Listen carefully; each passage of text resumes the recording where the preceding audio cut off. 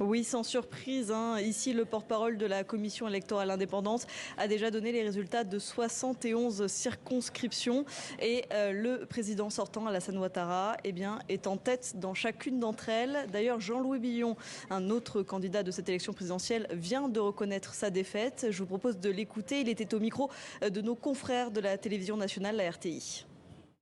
Les premières tendances des résultats placent le président sortant, M. Alassane Ouattara, largement en tête, le désignant comme le vainqueur de cette élection présidentielle.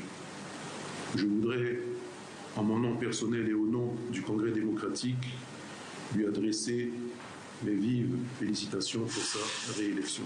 Cette élection s'est déroulée dans un climat globalement apaisé et sécurisé sur l'ensemble du territoire national. Je tiens à saluer cette maturité démocratique. Le président sortant, Alassane Ouattara, est donc en tête dans chacune des circonscriptions dont on connaît les résultats et à chaque fois avec plus de 50% des suffrages.